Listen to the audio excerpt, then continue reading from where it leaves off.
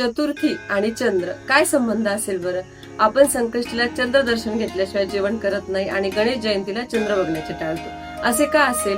या मागे एक अतिशय सुंदर कथा, जीवनाला योग्य ती दिशा देणारा संबंध दडलेला आहे.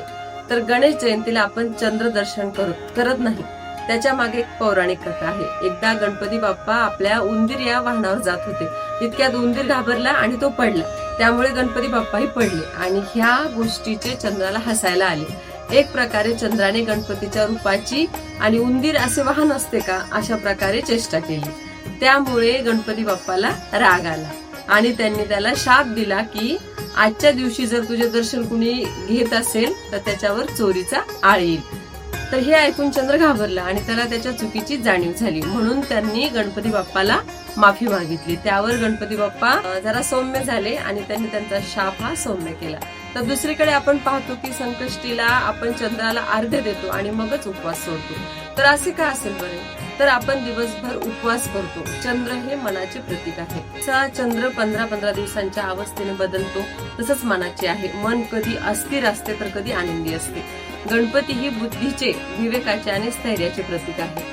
जेव्हा मन अहंकाराने भरते तेव्हा चुका होतात, पण जेव्हा बुद्धी आणि विवेक जागृत असते तेव्हा जीवन योग्य मार्गाने पुढे जाते. म्हणून चतुर्थीचा संदेश असा मानला जातो की मनावर बुद्धीचा, विवेकाचा ताबा असावा. म्हणूनच चतुर्थीला गणपतीची उपासना करून मन शांत, स्थिर आणि सकारात्मक ठेवण्याचा प्रयत्न केला जातो.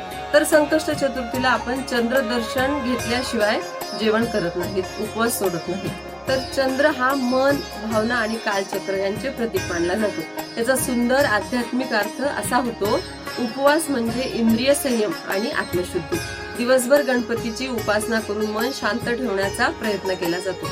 चंद्र दर्शन म्हणजे त्या शांत, शुद्ध मनाचे साक्षी भावाने दर्शन घेणे, मगच व्रत पूर्ण होते. म्हणून एकीकडे गणेश चतुर्थीची कथा अहंकार टाळण्याचा संदेश देते, तर संकष्ट चतुर्थीचे चंद्र दर्शन मनाला शुद्ध करून त्याला योग्य दिशेने नेण्याचे प्रतीक मानले जाते. यावरून एक शिकवण मिळते की गणपती बाप्पा आपल्याला चंद्राला टाळायला सांगत नाहीत, तर अहंकार नसावा हे शिकवतात. त्याच चंद्राला संकष्टी दिवशी त्याचे दर्शन करून मनाला नम्रतेची आणि विवेकाची शिकवण देतात.